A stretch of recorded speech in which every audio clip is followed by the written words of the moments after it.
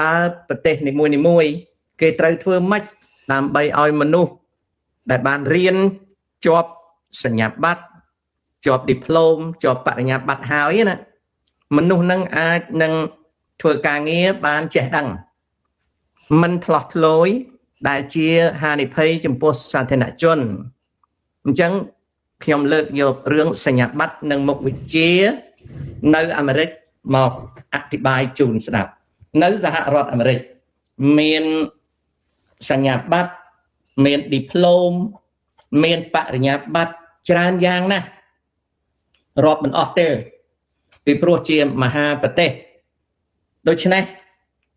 ខ្ញុំលើកយកមកតែសេចក្តីសង្ខេបតែប៉ុណ្ណោះជូនបងប្អូនអំពីរឿងបរិញ្ញាបត្រនិងមុខវិជ្ជានេះដំបូងយើងសង្ខេបសញ្ញាបត្រនៅសហរដ្ឋអាមេរិកដូចតទៅ certificate or diploma យើងប្រែថាសញ្ញាបត្រឬក៏ diploma នឹងជាសញ្ញាបត្រម្យ៉ាង associate degree បរិញ្ញាបត្ររងរៀន2ឆ្នាំឬ1ឆ្នាំកន្លះ bachelor's degree បរិញ្ញាបត្រត្រីរៀន3ឆ្នាំឬ4ឆ្នាំ teacher certification រៀន4ឆ្នាំណារៀន4ឆ្នាំប្រឡងហៅថាប្រកាសនីយបត្រគ្រូបង្រៀន master's degree បរិញ្ញាបត្រតូរៀន2ឆ្នាំឬ1ឆ្នាំកន្លះ doctorate មិនទៀងទេ4 5 7 9ឆ្នាំមិនទៀងណាបន្ទាប់មកទៀតគេហៅថា professional degree បរិញ្ញាបត្រមុខវិជ្ជាជំនាញដូចជាច្បាប់ដូចជាវេជ្ជសាស្ត្រដូចជាទុនតសាស្ត្រដូចជាឱសថសាស្ត្រដូចជាបសុបេក្ខសាស្ត្រជាដើមណាសញ្ញាបត្រនិង degree នៅអាមេរិកមានតែប៉ុណ្ណឹងមាន certificate or diploma associate degree bachelor's degree teacher certification master's degree doctorate professional degree នេះខ្ញុំប្រែតាមលទ្ធភាពខ្ញុំចេះណាខ្ញុំប្រែអញ្ចឹងណាបាទសញ្ញាបត្រឬបរិញ្ញាបត្រមួយចំនួនបញ្ចប់ការសិក្សារួចហើយត្រូវប្រឡងយក license ដើម្បីធ្វើការពេញសមត្ថភាពកើតតម្រូវការនេះជាតម្រូវការតាមរដ្ឋនីមួយៗ license ពេលបន្តវាមាន license ខ្លះវាមានអាយុ1ឆ្នាំឬក៏3ឆ្នាំត្រូវបន្តពេលបន្តវាអត់ត្រូវប្រឡងម្ដងទៀតទេណាមិនសូវទៀមទេឲ្យមានការប្រឡងម្ដងទៀតទេក៏ប៉ុន្តែបេក្ខជនដែលចង់បន្ត license របស់ខ្លួននឹងត្រូវទៅបំពន់វិជ្ជា license ខ្លះគេតម្រូវការ20ម៉ោង license ខ្លះគេត្រូវការ50ម៉ោងដើម្បីបំពន់វិជ្ជាមិនបាច់ប្រឡងទេទៅបំពន់វិជ្ជាហើយយកសញ្ញាបត្រដែលបំពន់វិជ្ជាហ្នឹងមកបន្ត license តទៅទៀតនេះគឺជាសញ្ញាបត្រមួយចំនួនដែលត្រូវការ license ឬក៏ត្រូវការ certification មានន័យថាយើងរៀននៅសាលាហើយតែយើងអត់ធ្វើការបានទេគឺត្រូវតែមាន license ណាត្រូវតែមាន license ឬត្រូវតែមាន certification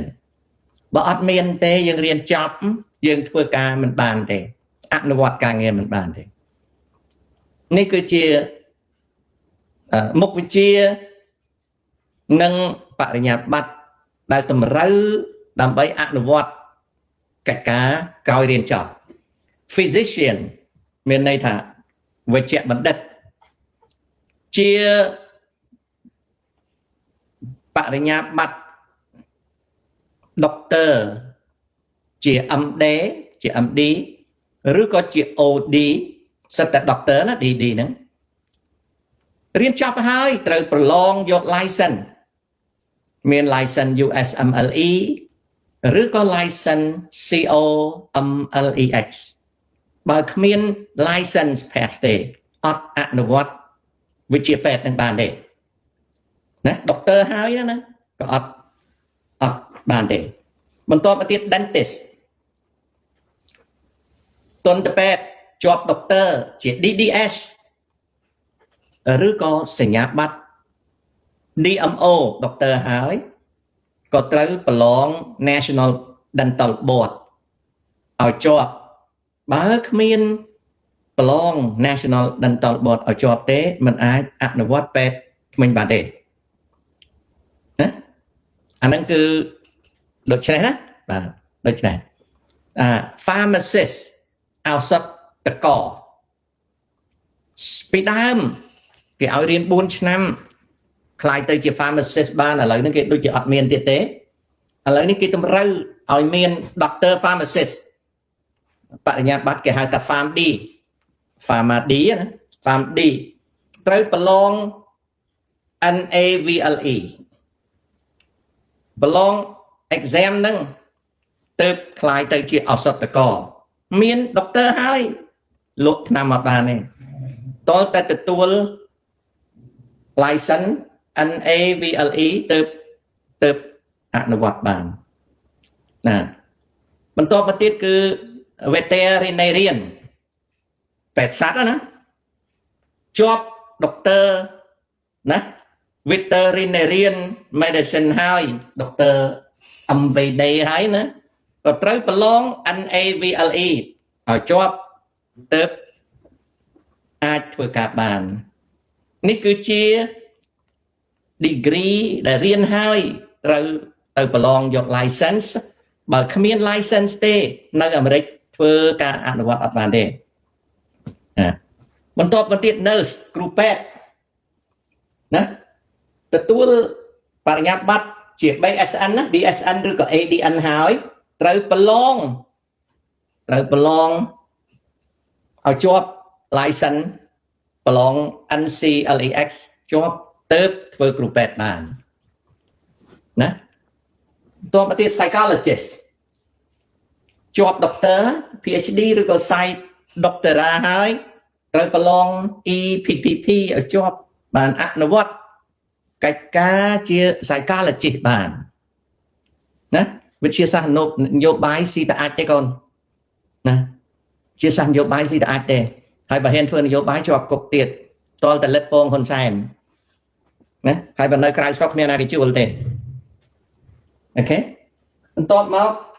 physical therapist ជាប់ doctor ហើយ doctor DPT ហើយ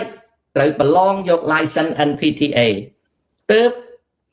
អនុវត្តកិច្ចការរបស់ខ្លួនបាននៅអាមេរិកនេះគឺសញ្ញាបត្រ occupational therapist ណាជាប់ MOT OTD ហើយទាល់តែប្រឡង exam យក license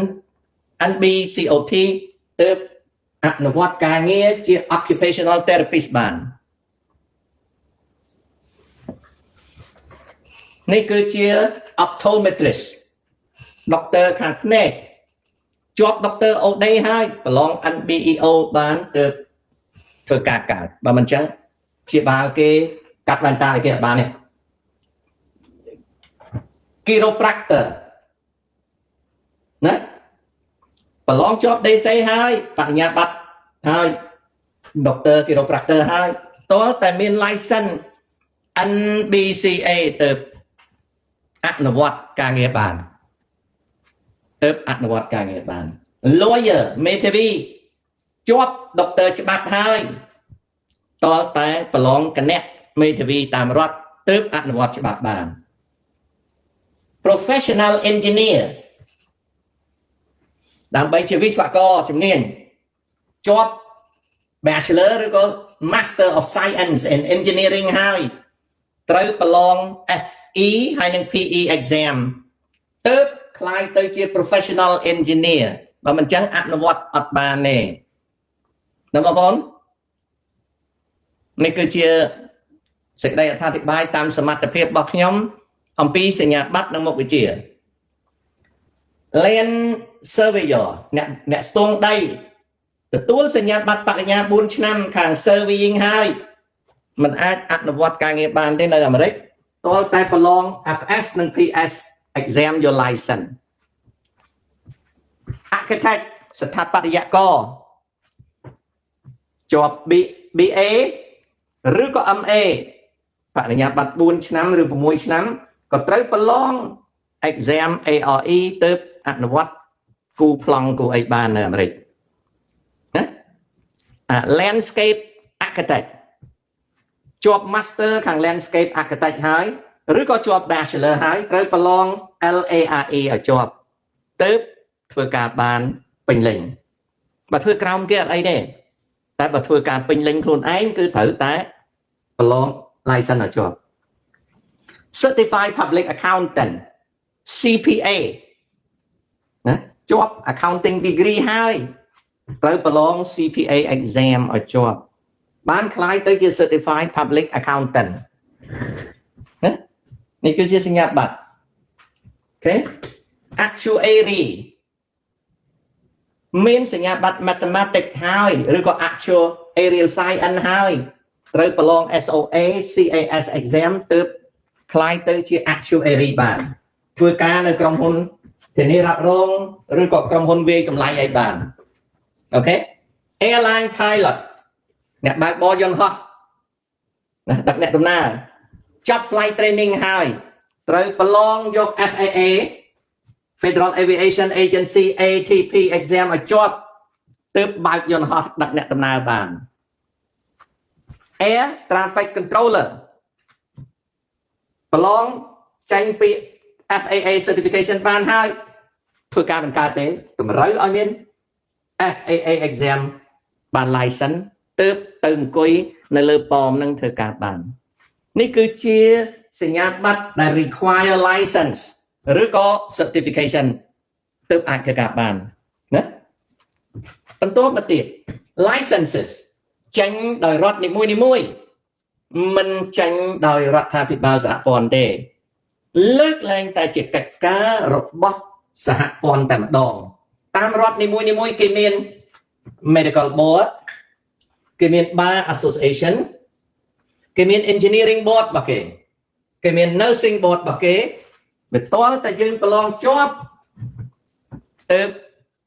យើងធ្វើការបានអញ្ចឹងនៅស្រុកអាមេរិកនេះគេមានបែបបទគេណាបងប្អូនបាទខ្ញុំប្រាប់តាមការចេះដឹងរបស់ខ្ញុំណាអ្នកជំនាញដែលគេចាត់ទុកថាសំខាន់ណាអ្នកជំនាញដែលគេចាត់ទុកថាសំខាន់នៅក្នុងសហរដ្ឋអាមេរិកតាំងពីដើមអើយមកវាសំខាន់ណាគឺទី1ខាងវេជ្ជសាស្ត្រ medicine ទី2ខាងនីតិសាស្ត្រ law ទី3ខាងវិស្វកម្ម engineering ទី4ខាងគណនេយ្យកម្ម accounting ទី5ខាងស្ថាបត្យកម្ម architecture អា5នេះគឺ the most powerful license professional អ្នកដែលមាន license professional ខាងនោះគឺសុទ្ធតែសំខាន់នៅស្រុកអាមេរិកអូខេនៅស្រុកអាមេរិកអា5នឹងសំខាន់ណាស់ឥឡូវនេះយើងធ្វើការប្រៀបធៀបថាមានណា profession មានអ្នកជំនាញប៉ុន្តែសញ្ញាបត្រខុសគ្នា lawyer ត្រូវតែមាន doctor ទៅអាចទៅជា lawyer បានប្រឡងបាន lawyer វិជ្ជបណ្ឌិតតើតែមាន doctor ទៅប្រឡងវិជ្ជបណ្ឌិតជាប់ license បាន dentist ទន្តពេទ្យតើតែមាន doctor ទៅប្រឡងយក license មកអនុវត្តបាន architect អស់ធំត្រឹម master អាចប្រឡងបាន engineer ចាប់ពី bachelor mình chẳng bạch miền doctor thế long license ban anh ấy cái hai level of degree đại nơi sản phẩm America anh nhá ở long ban số có sủng còn license nâng board certification miền tập đại cà phê này